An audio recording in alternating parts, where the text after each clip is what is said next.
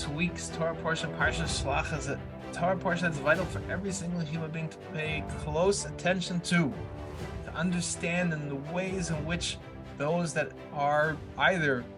innocently or maliciously astray themselves and leading others astray can play with our minds to convince us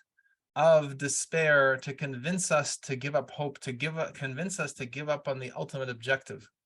And we see in this week's Torah portion how when the spies were trying to convince the Jewish people to give up and to despair and not go into the Holy Land, they played upon the terrorism of Amalek, the attack that Amalek had done against the Jewish people, to convince the Jewish people that once they had been attacked by Amalek, they should then be afraid. And this is really something that the Lubavitch Rebbe emphasizes, that innately we are invincible. But Amalek comes along and tries to sow doubt on our invincibility, convince us that maybe we're not so invincible, God forbid. And therefore, once that little wedge gets in there, then we start to doubt ourselves. We start to doubt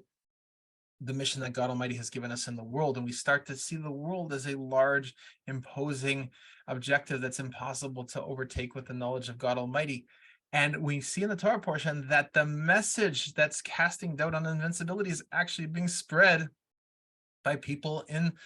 positions of responsibility. Leaders of the tribes, 10 leaders of the tribes conspired together as intelligence agents to fool the people and to cause them to despair and to back away from the intended goal that God Almighty had set for the Jewish people. And this was to the detriment not only of the Jewish people, but the detriment of the entire humanity that was going to benefit from the Jewish people taking stewardship of the Holy Land and using that as a platform to bring the knowledge of God Almighty to the entire world through building a house of prayer for all the nations and stewarding the entire Holy Land to be a place of the spreading of the knowledge of God Almighty's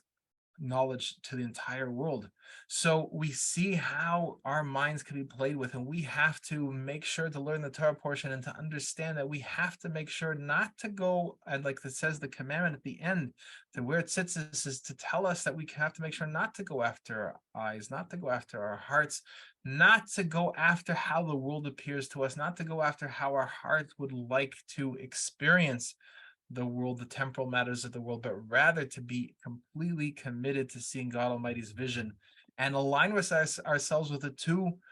people, Yeshua and Caleb ben Yefuneh, who made sure to seek divine assistance, divine guidance at every moment, to stay on track and not allow the way the world was presenting itself and the way a despairing person would see the world and try to tell other people, not let that affect them, but rather let the information, the divine wisdom that's coming into every single one of us be the way that we look. That informs us and tells us how to look at the world. And no matter how big the obstacles look, we are not in any way affected by them. On the contrary, we see them as but an opportunity to reveal in those obstacles that there's nothing but God Almighty. So God willing, I encourage all of you to watch the entire